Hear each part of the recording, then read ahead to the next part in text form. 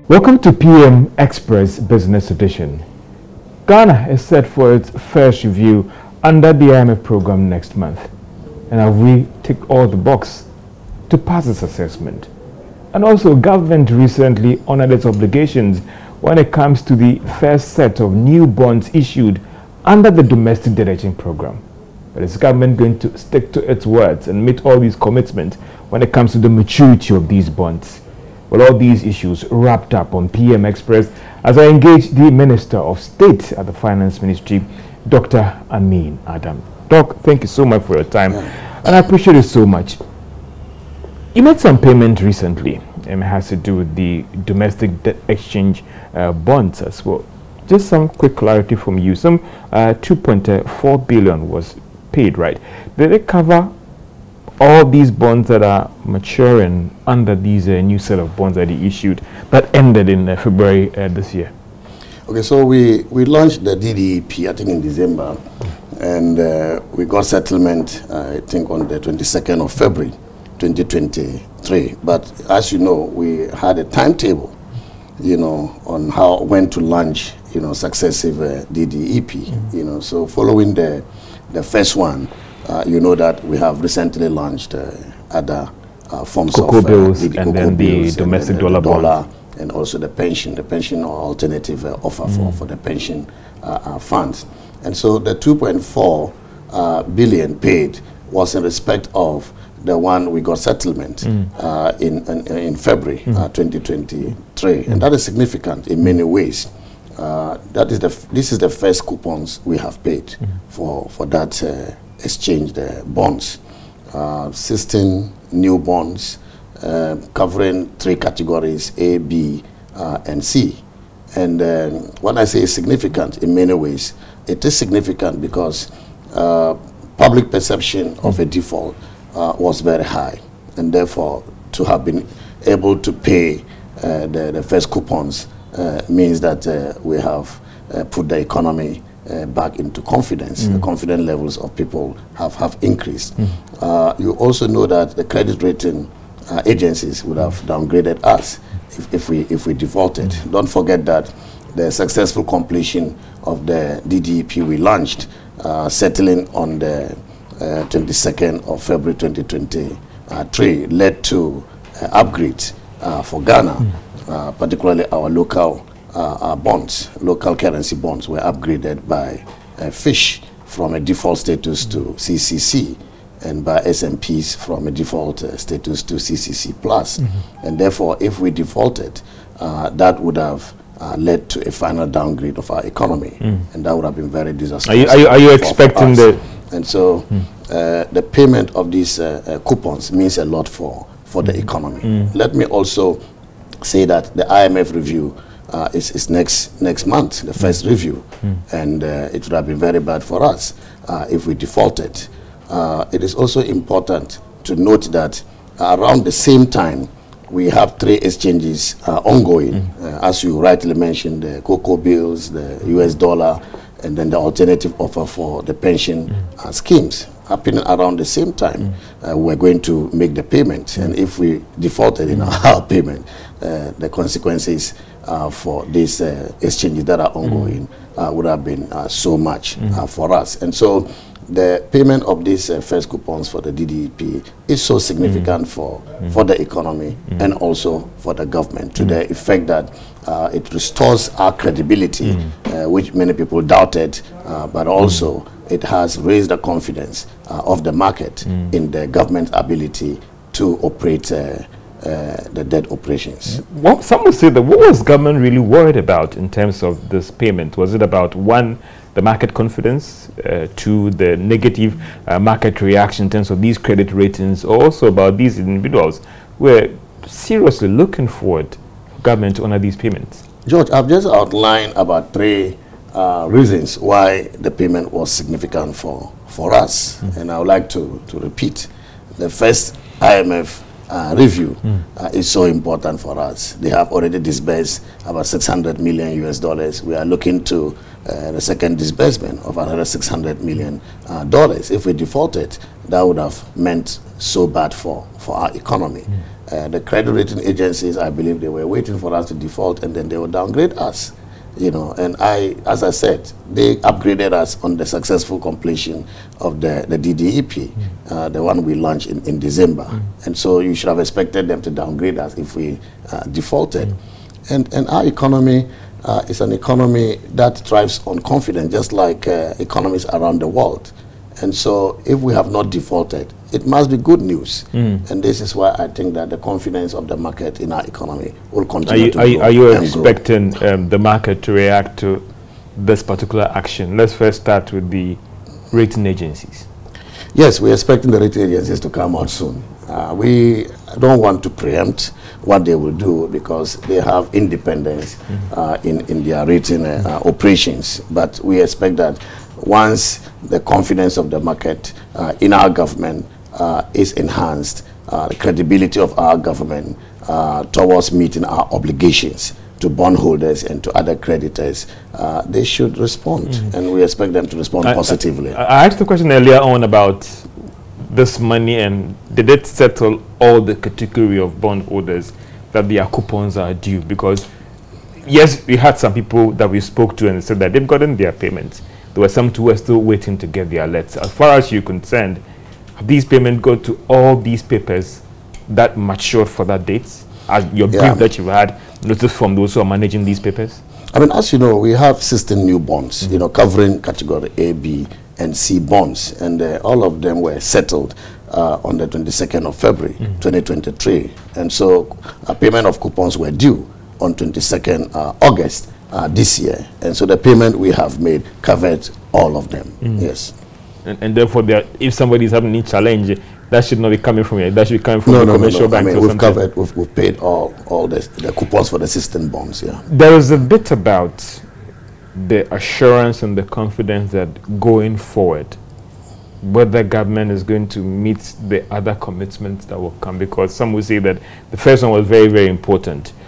Looking at what has happened in the past with respect to bond payment and coupon payment in these times as well, do I get that surety from you as a Minister of State that going forward, if the next one is in September 1 or September 5 and all the rest, the subsequent bonds that will mature and even the coupon payment as well, the Ministry of Finance will be making the necessary payments on these bonds? Well, of course, we are able to do that, and that is what we have just demonstrated. And we are committed not to reduce the level of confidence we are injecting into the economy. Credibility is important, and to the extent that you fall short of that credibility, you put the entire economy in jeopardy. And so we are determined to mobilize the necessary liquidity to be able to meet our obligations. As you know, as a result of the DDEP, our financing needs has reduced, and we are moving towards achieving the targets for our debt sustainability as defined by the DSA. And so our responsibility before the DDEP was huge. Today, as a result of the success of the DDEP, is still huge, but it's far less. And to that extent, we are in a position to meet our financing obligations. You're making some interesting savings with respect to this whole debt restructuring program that you've embarked on. In terms of these savings that you are making, I mean, where are you directing them, and where are we going to get further publication going on, and maybe budget or even other developments where you tell us that these are the savings that we have made from this whole restructuring program, and this is where the funds will be directed to? I mean, at the right time, we will announce the savings that we have made. But when you make these savings, you should look at it from another way. These were monies we're supposed to pay, to your creditors. And because of the DDEP, you have had savings in interest rate. It means that you are not going to pay. It only means that your financing needs has reduced. Okay, but at the right time, we will announce the cumulative savings that we have made from all the exchanges that we have. And that should impact on our debt position as a country. I mean, it certainly will impact on our debt position, our deficit position, and even our primary balance, position. So certainly it will affect the fiscal framework positively. Let's come to these individuals who didn't subscribe to the program as well. In recent times, there have been picketing at the Ministry of Finance, and there were serious concerns about that. As you have gone ahead to make these first payments, what is the fate of these individuals who didn't subscribe? Because in the past, there were even arguments about they've been left to their faith and all the rest. What is the position now on respect to those who didn't participate in this exchange? And what is the ministry also doing when it comes to meeting your obligations to them? I mean, we still have obligations towards them. And just as we're making payments for the new bonds, we also paid coupons for those bonds. Except that a number of them have already have also approached us, you know, whether we can consider opening up for them to participate. And so, yes, we are looking at that seriously. Does the legal framework allows you to do that? Because some would say that there were some who wanted an opportunity even to participate in the original thing. They were not given that opportunity. So now this second window, some would say that, is it fair when they had the opportunity and they didn't tender? I mean, context is important. And so if they didn't understand what we offered to them, and they now understand that, we should be able to come to some level of understanding to enable them participate, so that we can also ameliorate the effects associated with holding the old bonds. But they are citizens of Ghana, you know, they are participants in our economy. And so we should be able to support wherever we can, so that people can feel the effect of the recovery of our economy. But if I get it from you right, that you're also meeting the obligations due them in terms of the payment, right? Yes, and that is happening. We are. That's happening. And it has happened. Yeah. Yes, the very day, actually the day before we paid the 2.4, we actually paid the those who are holding our old bonds. We paid them as well, their coupons. Let's come back to the treasury bills as well, and the borrowings as well. Some are saying that you've been quite heavy on the market when it comes to treasury bills, and there are some who are worried. Why not? Treasury bills borrowing certainly has increased, you know, and the reasons are well known. The international capital market is close to us, you know, for now.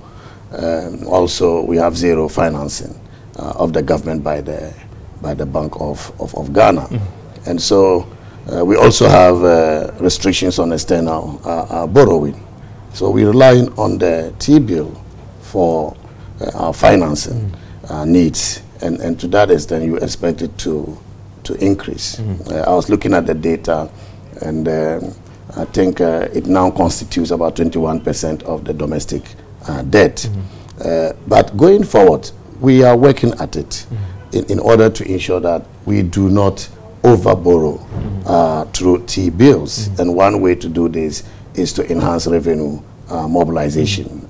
You know that at the end of the first half of this year, revenue exceeded target by about 4%.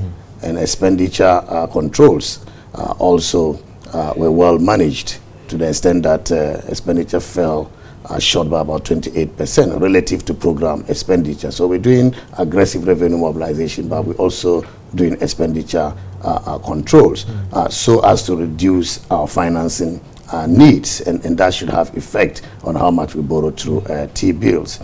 You may also want to look at the interest rate, and you will see that the T-bill rates are consistent with the Bank of Ghana policy rates, and this was factored in the DSA.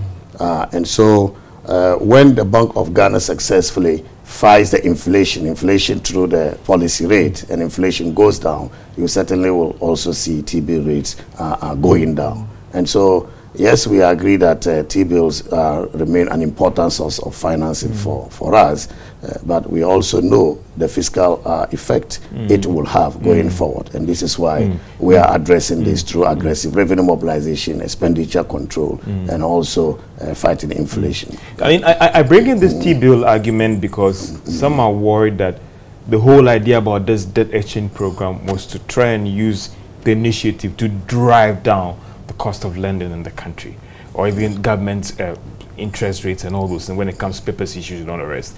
If you look at the T-bill rates again, they've gone up. Q3, you're doing almost about 39 billion. Some are worried about these dynamics that it appears in a subtle way we are getting back to pre-debt exchange program. And that's where the concerns are. Well, I mean, I know why people are worried. I mean, it's simple as that. They think that we're going to do another DDEP on the T-bills. Yeah. But I want to use this opportunity to assure everybody that we are not doing that. We are not going to do that. There's an assurance from the ministry and government. We are not going to do that.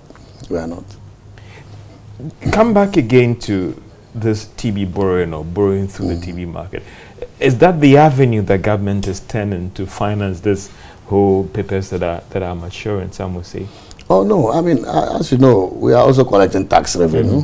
We're getting grants, and at the same time, we are pursuing very serious expenditure and commitment controls so that we can reduce our financing needs. But at the same time, we are generating the revenue to meet our obligations, you know. And so, for example, the payments we made on 22nd largely came from revenue mobilized through taxes. And so that cannot be true. If anybody says that we are not going to rely on the T-bills in the subtle expression about robbing Peter to pay Paul in code, that you're taking from the TV market and to refinance these debts that have matured. No, I mean, T-bills are a source of revenue for government, but you also know that our largest source of revenue is our tax our revenue. And so you cannot isolate the use of T-bills to finance the maturing bonds. Secondly, money is fungible, as you know, and so we operate a single treasury single account, and so it's difficult to segregate T-bill generated revenue and then tax generated revenue.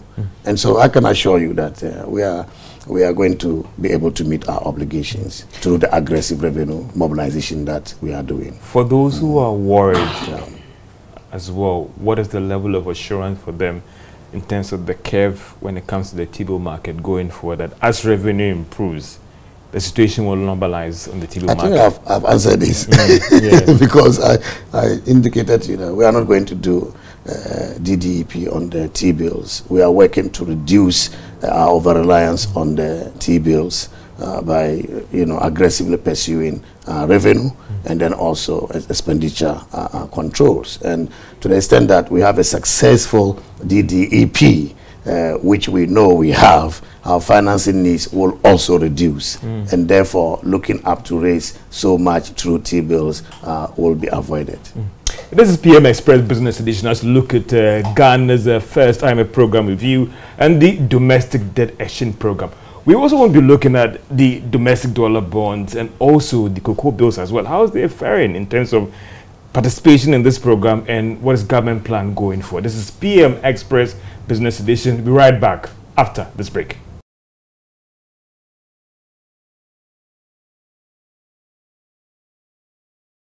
Welcome back to PM Express Business Edition as we look at Ghana's First IMF program review that is coming up next month, and also the domestic debt exchange program and how it is faring, whether going forward we can see some normalization on the market. Engaging the Minister of State at the Ministry of Finance, Dr. Amin Adam. And Doc, thank you so much for your time as well. Whilst we look at government's commitment to this debt exchange program and obligations and all the rest, the cocoa bills are still going on in terms of the exchange of these bonds, domestic dollar bonds as well, and then what government or Ministry of Finance wants to call the alternate pension funds program as well. Interesting, you've extended it on 2 occasions as well. Let's start first with the cocoa bills and then the domestic dollar bonds. How are they doing?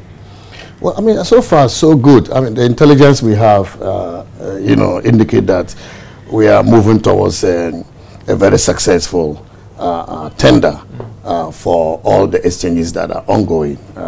The cocoa bills, as you know, is ongoing, but we have extended I think, to Friday. Were you struggling to get people to participate? No, I think the Bank of Ghana is discussing, you know, some regulatory issues with the banks, you know, because the commercial banks have demanded some forbearance, additional forbearances, and the Bank of Ghana is discussing that with them. And so we want to give them that opportunity to make progress on those discussions. But we are closing tomorrow, Friday, and I can assure you that we hope to achieve more than 90% participation.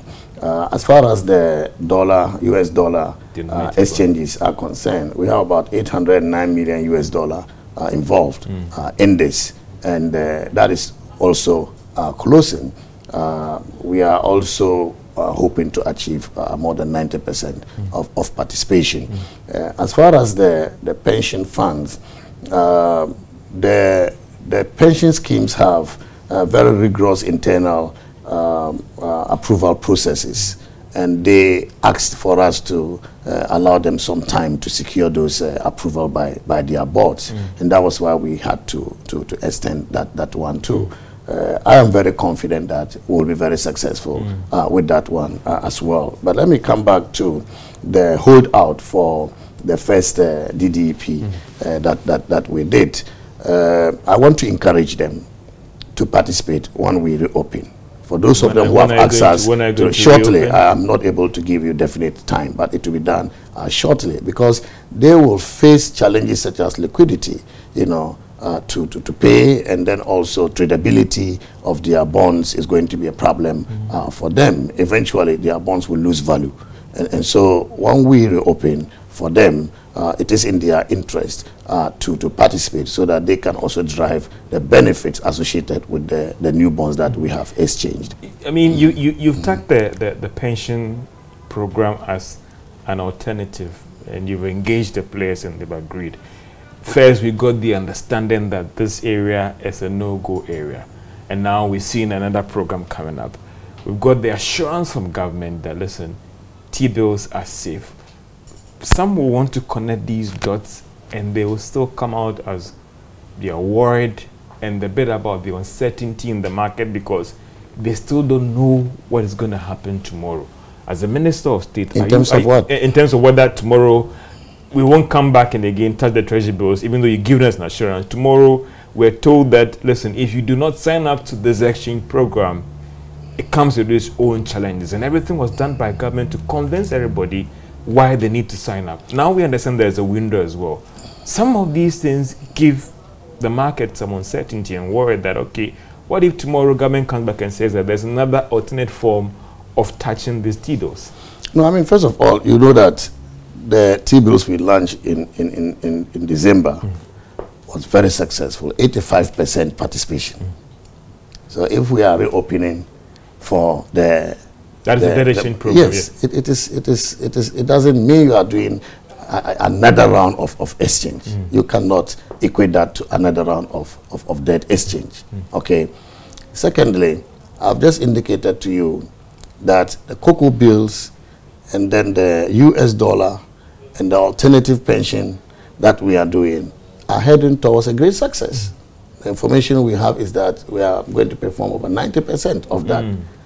So if you open even in future, it is for the residual, you know, it's for the few that are left, but not to go around doing another DDEP. Okay, and let me also touch on the alternative pension. Why it is an alternative pension? Not a restructuring of the pension.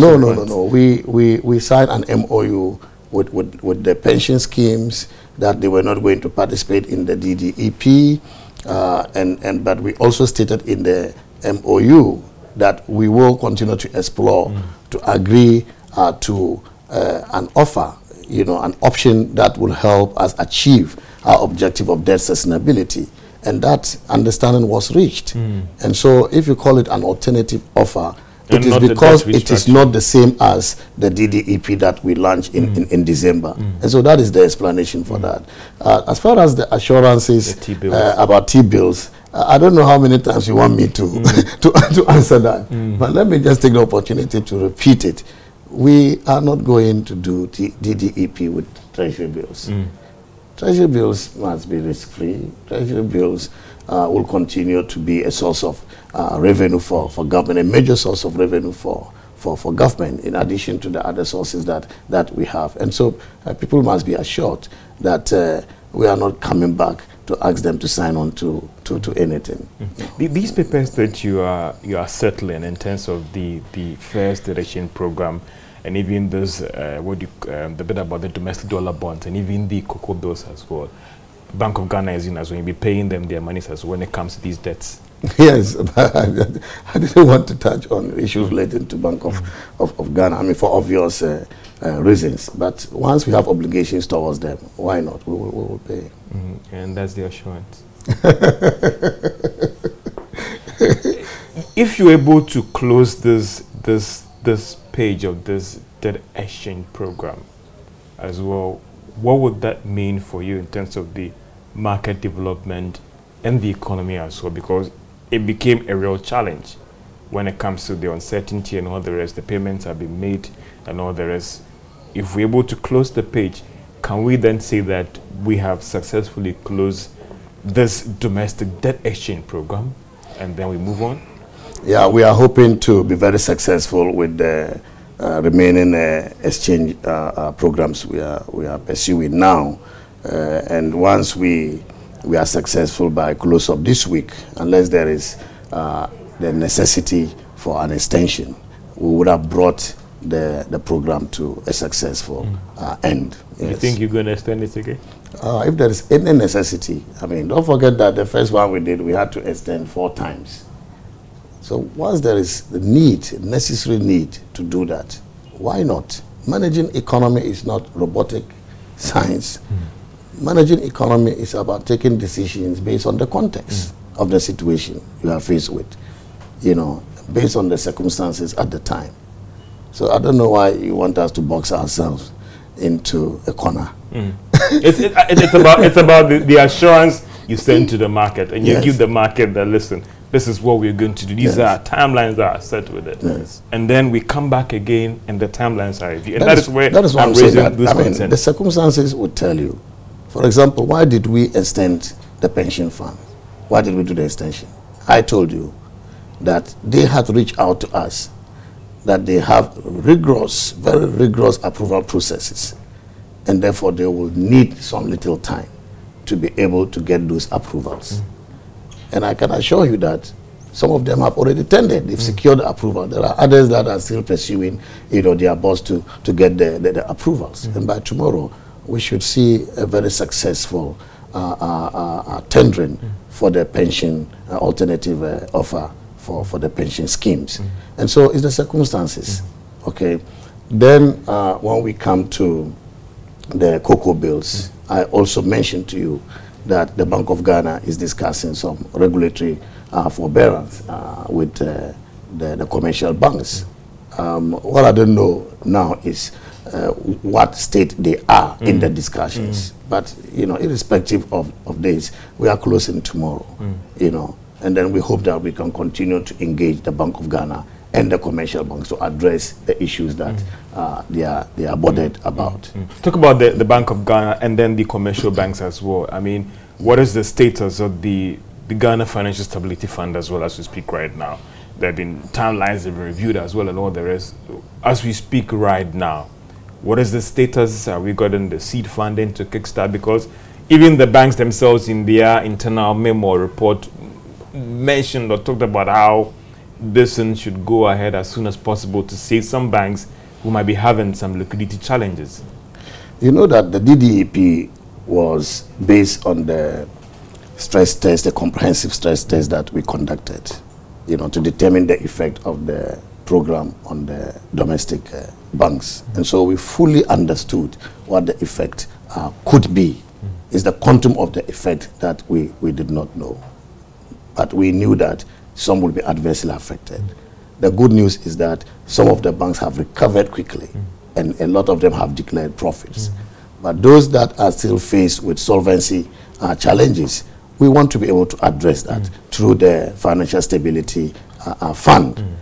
And this is money government is putting in place as well as the World Bank. We are contributing about $500 million. The World Bank wants to do about $250 million. And this is the first phase of the funds that we are going to disburse to banks that are having solvency challenges. Liquidity, we shouldn't even go there because we don't think there is much of liquidity problems in the banking, local banking sector as a result of the forbearances the Bank of Ghana provided.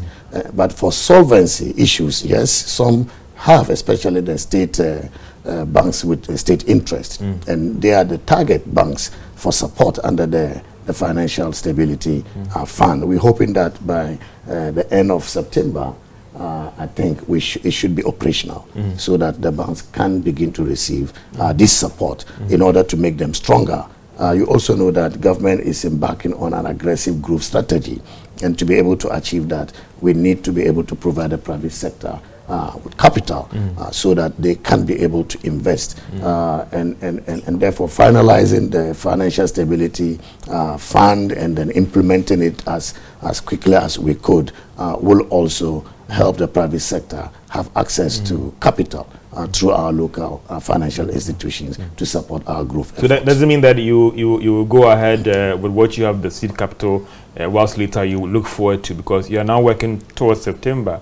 The World Bank is still working on to advance their support as well. Will we start with something whilst later the additional donor funding comes on board to support? Our actual target is $1.5 billion, but the 750 we are doing, as I indicated, is the first phase of support that will be provided through the Financial Stability Fund. And so, yes, we're talking to donors. A lot of them have shown interest as and when it is necessary for government to raise additional funds so that overall we are able to meet the $1.5 billion dollars going forward. We should be able to do that. It looks like you're making quite significant progress when it comes to all these government papers and the various actors as well in terms of restructuring debt or an alternate offer and all the rest.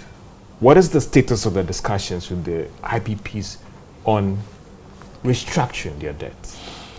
Well, the IPP debts must be put in proper perspective. Okay, I have heard some numbers being shared by some groups, particularly the Chamber of IPPs, $2.3 billion.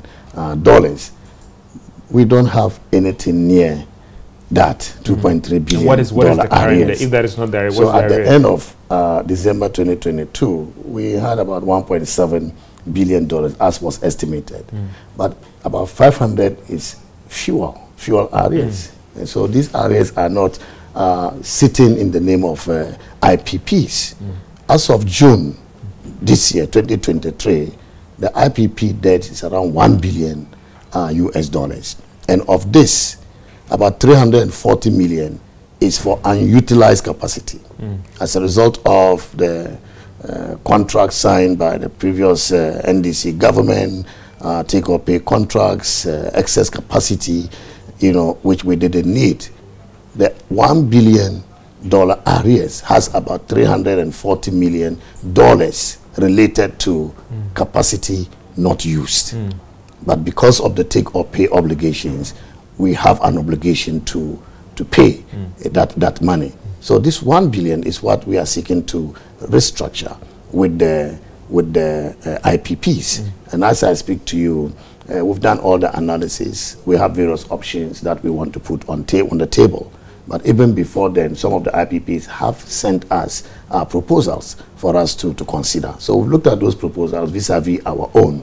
And then I believe in September, we will start negotiating the restructuring proposals with a view to concluding our negotiation on the IPP areas or debts. When it came to the pension funds, I realized that you engaged the managers as a block together.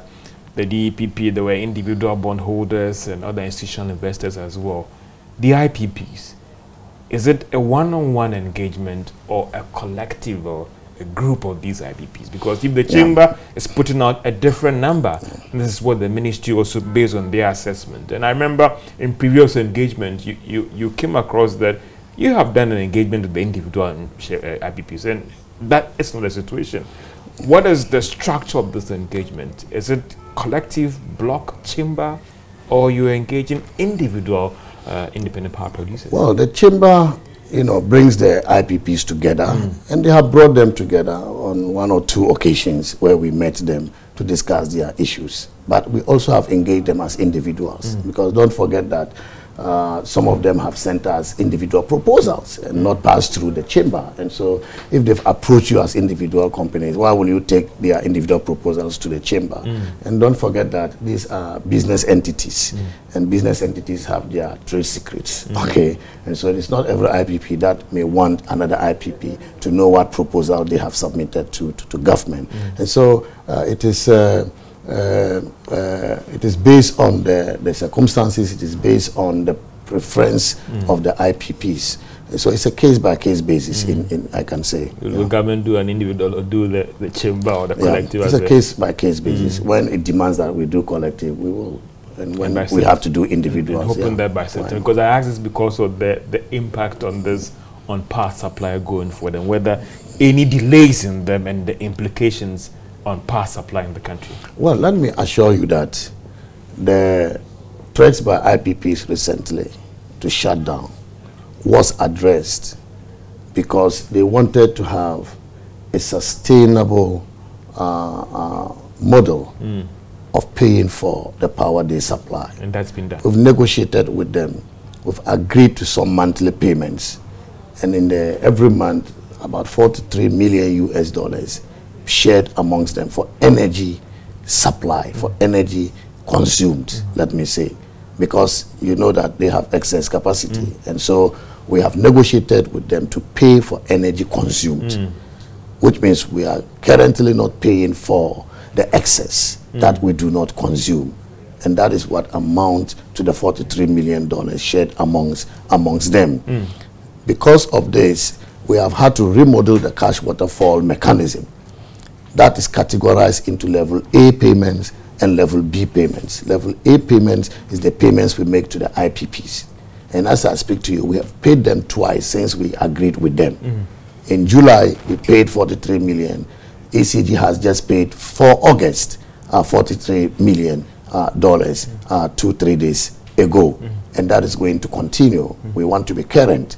Also because under our fund program, the IMF program, we have to be current with our payments. We are not supposed to rebuild the arrears. And so that is satisfactory to the IPPs. And that was why they came out with a statement to call off their threat. And so we've done this in order to ensure that we have energy security so that we will not have supply interruption. Supply interruption is so bad for an economy. And when you are pursuing an aggressive growth strategy, energy is an important enabler that you should not joke with energy supply. You should not have interruptions with energy supply in order for industry, for businesses to continue to operate. And so we are committed to this. And when we finally restructure the debt of the IPPs through mutual understanding, the debt overhang, in the energy sector, the financial challenges in the energy sector would have been brought to a close. So now for businesses, for individuals, homes and commercial entities, you can indeed go to sleep because the challenge of doom so can be described as a thing of the past, because some are saying that it was a financial issue and not a capacity issue. We've always said that, even though you cannot rule out technical issues as well, the financial issues have dominated the challenges in the sector. And we've not had doom so since President Akufo-Addo took over the reins of our government. And we are determined, if you have isolated problems, yes, because you haven't gotten to the full uninterruptible stage. And even developed countries, you know what is happening in South Africa, blackouts in the United States of America. These are isolated cases, but to a large extent, we have supplied power to the people of Ghana the way they expect us to do. This is BM Express Business Edition as we talk about Ghana's First IMF program view and also the domestic debt exchange program. What about the Eurobonds and also the external negotiations and the IMF? How are we going, or how are we tracking in terms of those fiscal targets? Are we on track to achieve them, or there are some challenges? We'll be right back after this break.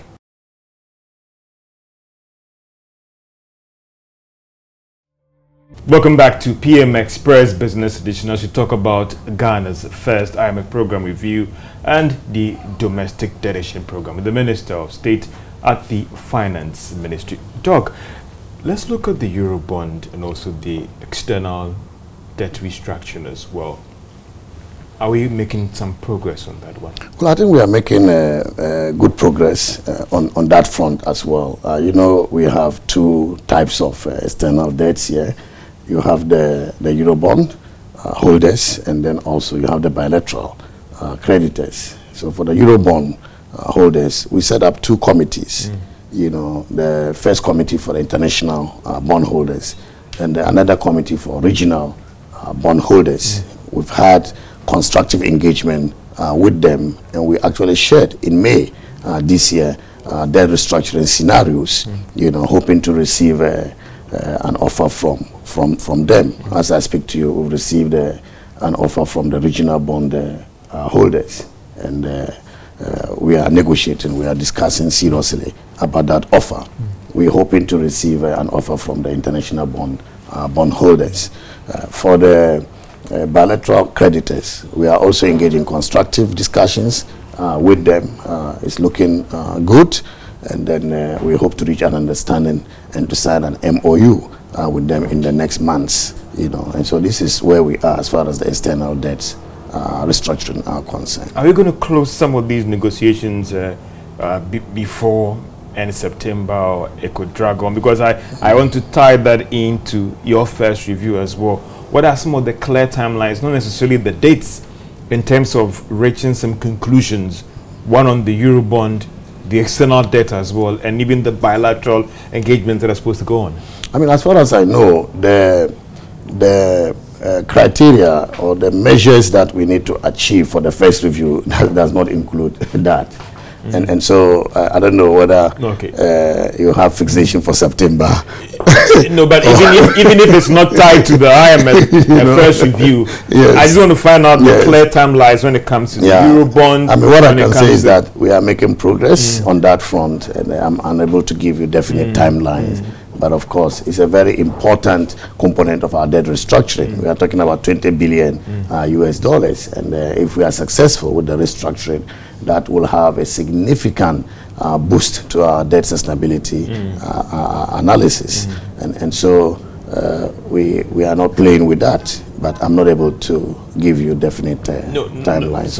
But at least we can be making some progress by the last quarter of this year. Yeah, we are. What I can say is that we are making huge progress on that front. I will not be able to give you timelines. When you are negotiating with people, you know, you don't have fixed timelines, especially, you know, negotiations that you have no sole control over. And so I don't think you are going to push me to even attempt to give you. It helps with your planning as well. Yeah, it helps with your planning. You have to do next year's budget in November. I mean, but if we have total control, we will not be negotiating. We'll give instructions, we'll give directives. But we are negotiating. When you are negotiating, it doesn't lie with you alone. There are parties to the negotiation, and you should have consensus, you should have agreement, you know, before you can see that you have finalized your negotiation. What I can say is that, and I say this with emphasis, that we have made good progress, okay, and we are going to pursue such constructive engagement with our creditors until we reach an understanding and sign an MOU and negotiate a restructuring plan. No, but I ask this because of other countries and they going through this route and how the process has dragged. Ghana's case, in some circumstances, has gone faster than we thought, even with the fund program and everything. That's why I'm asking that. The concern is that, well, the domestic debt exchange program was really within our mandate, so things can be fast-tracked. The external one could be quite challenging for Ghana. I thought you were going to say that Ghana has demonstrated strong negotiation skills. And then based on that, you are asking whether we are applying the same to do the external debt restructuring. And I've just answered that. I said, we have made good progress. We are doing very well, but I'm not able to give you definite timelines when we will end this. We are up for our first review under this fund program that we signed next month. How are we doing in terms of those clear fiscal targets? Yeah, for the first review next month, I think that we have a number of conditions we have to meet to be successful at the review. They include, I think, 6 quantitative performance criteria, and some of them include zero Bank of Ghana financing of the central government, and as you know that central government has stopped financing the government. The other one is the non-accumulation of external debt payment arrears, and that we are also very successful with that. And then also zero collateralized borrowing. You know, so there are about 6 of them, and I cannot tell you that we are on course. We are meeting all those performance criteria.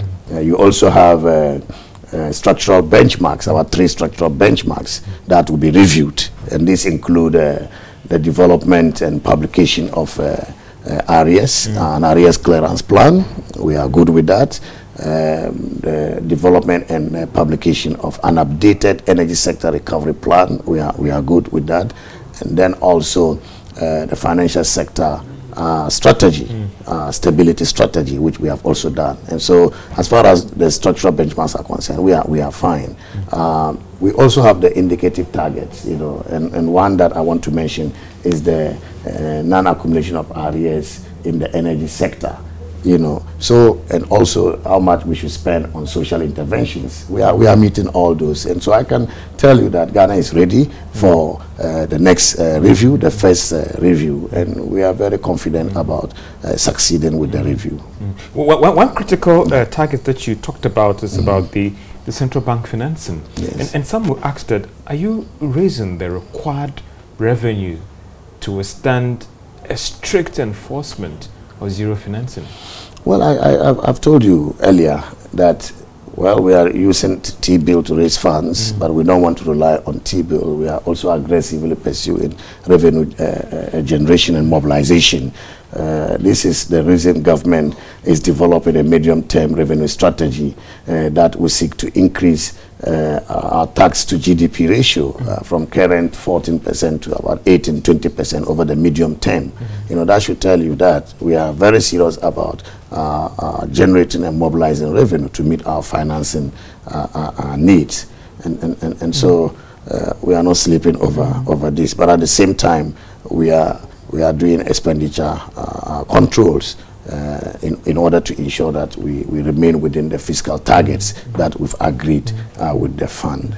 I knew this thing came up during our last program with the IMF. There are some who are of the school of thought that, listen, for a developing country like Ghana, it is not fair. It is not, and I've engaged several economists as well that they've shared the same view. It is not fair to have a zero financing of central bank of government. There should be some level of 5% or even 10% as well. There are this various school of thought out there making strong argument. Even in Parliament, it came up the last Parliament as well in terms of when we are in the fund program.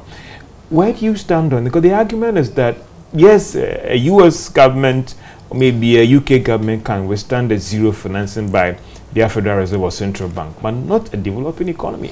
I mean, I think that this was also the position of Parliament. The last IMF program we did, there was also that condition that we should have zero financing, but when it went to Parliament, Parliament agreed to 5%. But we still have fiscal challenges, and if that is the discipline we need to be able to spend within our means, why not?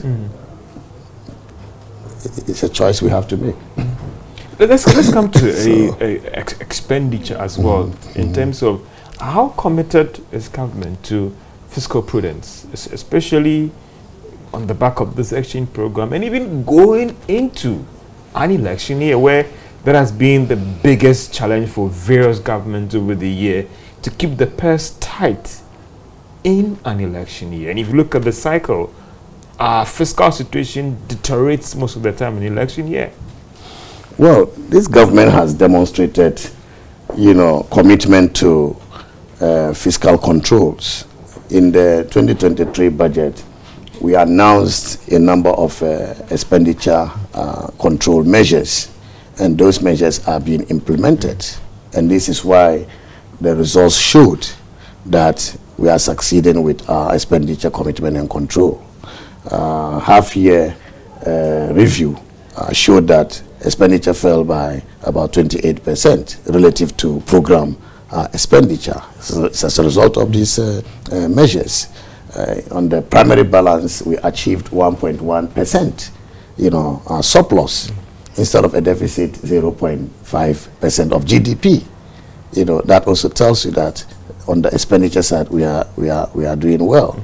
And this is the reason why we didn't go to Parliament to ask for an increase in the appropriation, when we went for the mid-year review. It means that we are not committed to increase spending. So we want to spend within our means. And these are all evidence showing that we are very serious about that.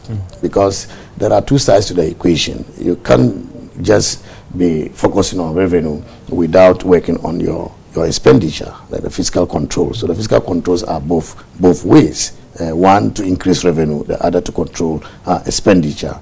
And the data shows that we are doing better than we have done in the past. As we try to bring this whole domestic debt exchange program to a close, and even with the assurance that is coming from you about the fiscal prudence as well, do I get that firm assurance from government in the commitment? Because there are some who've argued about the never again, about us getting a situation where our debt to reach levels that will be described as unsustainable.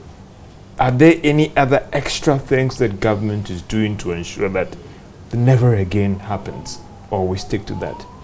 Well, I think that the fund program is going to bring us to the level that should suffice us in terms of the kind of discipline that we want to bring into the management of our economy, the kind of principles that should guide revenue, that should guide our spending. And I am very confident that when we get to that level, including achieving sustainable debt levels, we should not go back there.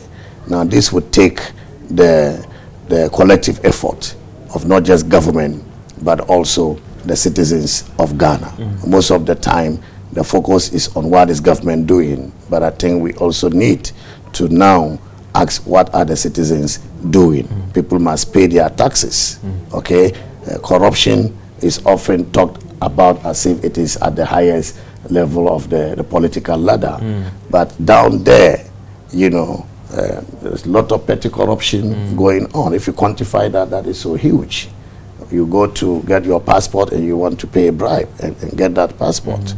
All those must be looked at so that we can be able to put our nation in a position that can finance its own program and that can sustain the development trajectory that we have pursued for some time now. You talked about how collectively we should all work to address the challenges with fiscal issues, and you mentioned corruption. I mean, in the fund program, I understand that you are seeking some support from the fund to help with this whole corruption thing. I mean, some will say that if you look at the Auditor General's report, and let's even put the media allegations aside, the reports that the Auditor General puts out raises a lot of questions about fiscal prudence and even corruption as well, maybe among the government agencies and politicians. Yeah, but it takes two people to engage in the corruption, isn't it? The bribe taker and the bribe giver, both are guilty. This is why I'm saying that we should pursue aggressive programs to reduce corruption on the government side. But the citizens, what is their contribution to this canker? Let's also look at that. And if we collectively own the problem and collectively work together to address the problem, we will be building a strong nation, we'll be building a great nation that will serve generations in future much better than it has served us. Honorable, you are clearing or meeting your commitment to these bond papers that I'm assuring. What about arrears clearance as well? I mean, you engage some contractors in town, and then some of them will come up, especially the situation with the traffic lights in town. They will tell you that government is indebted to them and all the rest. What is the plan in terms of the arrears clearance so that we can also, some of these challenges with our road network and traffic lights and all the rest, it can't be dealt with? What is the plan, Honorable? Well, I think we all have come to the understanding that our development needs are huge, yet the envelope of resources available to us is so small. very limited. And this is why you have contractors working and they are not being paid. But there's another side to it. Have we lived within our means? And this is why the government is aggressively implementing the gift mix system, so that before a contract is awarded, there is budget for it. Okay, and the resource envelope can support it. So we don't have extra budgetary spending, which in most cases give rise to the building of arrears. And this is also one of the fund conditions that we are committed to implementing. So that is one. The other side is that, and I mentioned it earlier, we have developed an arrears clearance plan, which is one of the conditions we have to meet in the IMF first review. And this is a commitment to clear the arrears over some number of years. Okay, so that plan is there. And contractors should be assured that over that period, we are committed to clear those areas. And not to mention any specific project, because I asked this thing because of, and the traffic light issue has been a quite topical issue. And that's why I'm asking that, I mean, is something being done for some of these existing contracts that they are already working on, not fresh contracts that they've gone out to do things without government's permission? Yeah. Is government working to deal with some of these areas so that a situation with this traffic light thing can even be addressed as well? Yeah, but arrears are arrears, and these arrears have accumulated over several years, you know, more than a decade. If a contractor did a contract 10 years ago, he's still entitled to be paid.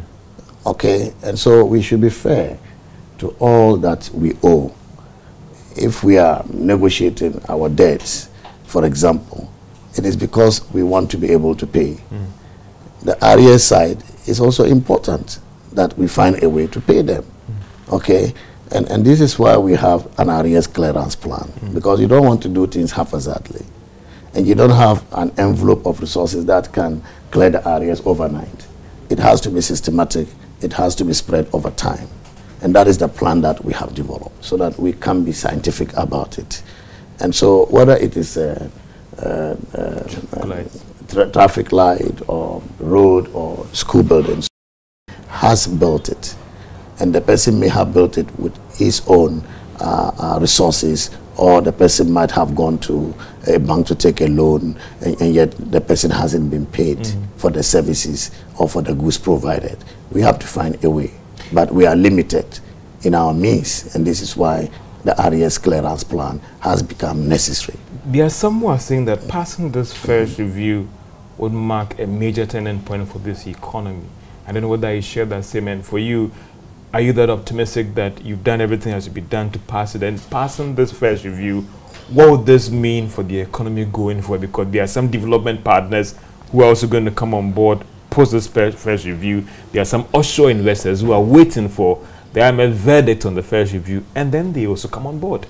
I can understand when people are pessimistic about this, but if you follow how we secured the staff level agreement, the time it took us to secure the financing assurances from our creditors, the time it took us to secure an IMF board approval, and even the disbursement of the 600.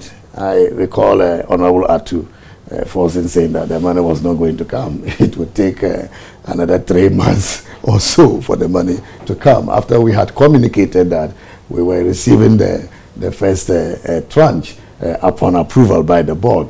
You know, people were still pessimistic, and that has been the culture in Ghana. But what we have done with the IMF program has demonstrated that there should be some optimism. It has demonstrated that we can do better. And so I want to use this opportunity to assure everybody that the government of President Akufo-Addo is bringing a lot of skills in the management of the affairs of our country.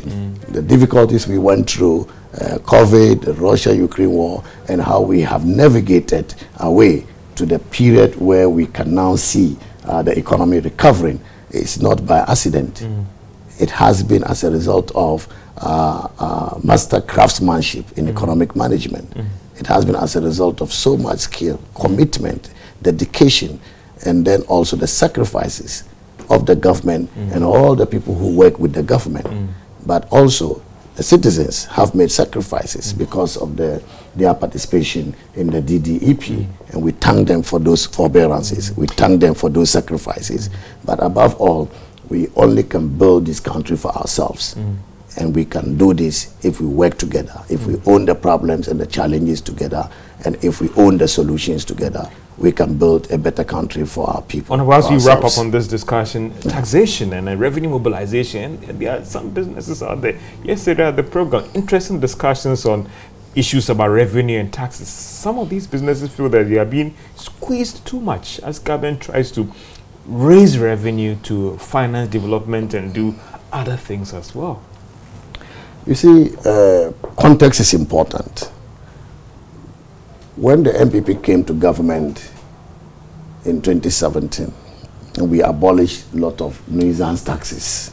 But you brought them back. We abolished a lot of nuisance taxes. We knew that the conditions at the time were not as difficult as today. We knew that we were going to grow the economy. We knew that we did not have COVID. We did not have Russia, Ukraine war.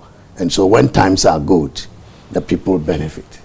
Now, when you come to the last 3 years and you quantify, the enormity of the challenges that we have faced, that would demand more sacrifices. Okay, and so we should be fair to our government. In good times, we abolished a lot of taxes. In difficult times, we are asking for additional sacrifices from our citizens. I don't think that is unfair. Okay, and so we are sensitive to this, to similar concerns, and this is why in the mid-year review we did not introduce new taxes. Okay, and going forward, we are bringing on board a medium-term strategy which focuses more on tax compliance and administration, the efficiency of collection, in order for us to be able to enhance our revenue mobilization drive and get the resources to be able to finance our development needs. Let's contribute when the situation is difficult. Do I get the action when things improve? We'll abolish some of these. That has been demonstrated. Nuisance taxes. That has been demonstrated already. But with that, if we get next year, 15 nuisance taxes were abolished. So we have done it before. Inflation as well, and what is government? We've seen food being a major challenge as well. What is government doing in that light to deal with that challenge in terms of the fiscal programs to try and tame the situation? So if you look at our inflation numbers, we were on a disinflation path, okay? And that is why inflation came down from 54% to now 43%. It is still high. And we are working so hard to reduce it. The major component of this is food inflation, about 54%. But if you further disaggregate the food inflation, then you will see that the inflation is attributed to about 60%, in fact 63% imported food inflation. Okay, and so the problem has to do much with the food that we import. But why not? When India has decided not to export rice, to developing countries any longer, when the effect of the Russia-Ukraine war has led to food prices, increasing. It has led to fertilizer shortage. They should expect imported food inflation to be higher. And so whilst we continue to worry about imported inflation, we are further determined to address the domestic food inflation by increasing our food production. And this is why the government, Mr. President, will be launching the second phase of the Planting for Food and Jobs in order to give a boost to our food production. I think it will be launching it next week. Also, we are also about launching the new growth strategy, which emphasizes agriculture.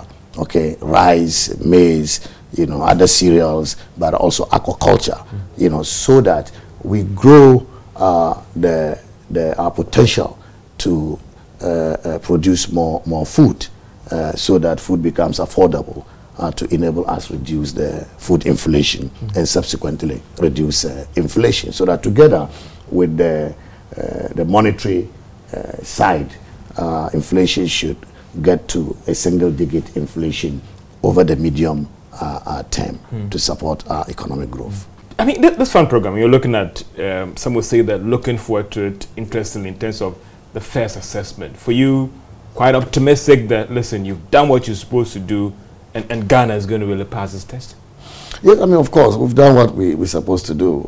We are disciplined, we are committed, but we're also professional about this. I mean, because several countries are going the path we are going. And you know how long it took Zambia, you know, Ethiopia is still in the woods, you know, Chad is still in the woods, you know, but we have done it and we are ready for the first review.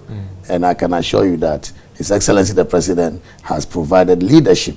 The Minister for Finance has provided the skills, you know, and that you know, the organizational excellence that you need to be able to rally people together, to be able to mobilize resources, to work towards a successful review. We have done what we are supposed to do, and I can assure you that Ghana will be successful at this review next month. Honorable, I appreciate your time so much, and we look forward to this first review and how things will go and whether Ghana is going to pass or not. This is PM Express Business Edition, as we looked at the IMF first program review for Ghana and the domestic debt exchange program and how things will pan. On the debate to go on in your homes and your offices about tracking government performance when it comes to the fiscal side and the monetary as well. My name is George Wiafe. Have a great day.